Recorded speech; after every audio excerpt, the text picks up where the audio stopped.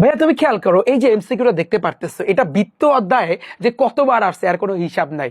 দেখো এখানে কি বলছে, যে বলছে 4 সেন্টিমিটার ব্যাসার্ধ বিশিষ্ট ও এবং 6 সেন্টিমিটার ব্যাস বিশিষ্ট দুইটা বৃত্ত পরস্পরকে অন্তঃস্পর্শ করে। দুইটা জিনিস ভাইয়া মাথায় রাখবা, এক অন্তঃস্পর্শ আর একটা হচ্ছে বহিঃস্পর্শ। যদি অন্তঃস্পর্শের এমসিকিউ আসে কোনো কথা হবে না, মধ্যবর্তী দূরত্ব যদি এরপর বের করতে বলে তোমার কিন্তু ভাইয়া বিয়োগ করতে হবে। এটাই এটাই হচ্ছে কিন্তু ভাইয়া শর্টকাট, আর কিচ্ছু না। তাহলে বলবা যদি ভাইয়া বহিঃস্পর্শ করে তাহলে সেক্ষেত্রে তোমার যোগ করতে হবে। আমি একটু দেখাচ্ছি।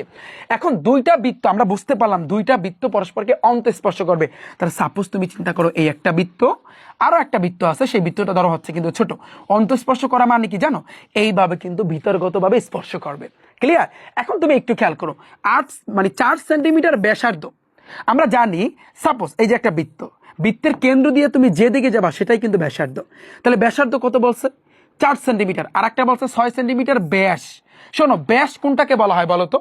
ব্যাস কোনটাকে বলা হয়? ব্যাস কিন্তু ভাইয়া বলা হয় তোমার বৃত্তের এক পাশ থেকে অপর পাশে যদি তুমি কেন্দ্র দিয়ে যাও, এই পুরোটাকে আমরা বলতে পারি ভাইয়া ব্যাস। একটা জিনিস মাথায় রাখবা, যদি তুমি মধ্যবর্তী দূরত্ব বের করো তোমার কাজ করতে হবে কিন্তু ব্যাসার্ধ নিয়ে। তোমার ব্যাসার্ধ দুইটাকে এখন কি করতে হবে? বিয়োগ করতে হবে। তার মানে এই ব্যাস তুমি রাখতে পারবা না, এই 6 সেন্টিমিটারকে তুমি ব্যাসার্ধে কনভার্ট করতে হবে।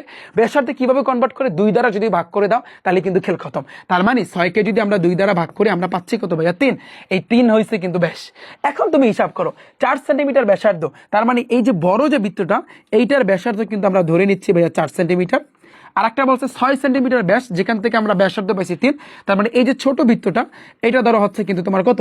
3 সেন্টিমিটার। ওকে, আমরা বসাইছি।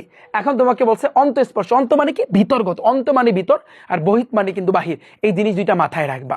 এখন তোমাকে বলছে মধ্যবর্তী দূরত্ব। আমরা কিন্তু জানি আমাদের যদি এখন মধ্যবর্তী দূরত্ব বের করতে বলে আমরা কিভাবে করব শর্টকাটে, তুমি চিন্তা করো ভাইয়া। দেখো এখানে কিন্তু অন্ত বলছে, অন্ত যদি বলে তার মানে বিয়োগ করতে হবে। 4 থেকে তুমি 3টা বিয়োগ করে দিবা, বিয়োগ করলে আমাদের নামে কত? 1। তাহলে আমাদের অ্যান্সার হবে কিন্তু 1 সেন্টিমিটার। পানি পানি কিনা ভাইয়া বলো? এবং পুরো এরকম শর্টকাট কিন্তু রিফাত ভাইয়া টাইপ ভিত্তিক ম্যাথ বুকে আছে। ওকে, তো আমি আশা করছি তোমরা সবাই বুঝতে পেরেছো। একটা জিনিস মাথায় রাখবা, অন্তঃস্পর্শ বললে তোমার বিয়োগ করতে হবে, বহিঃস্পর্শ বললে কিন্তু ভাইয়া তোমার যোগ করতে হবে।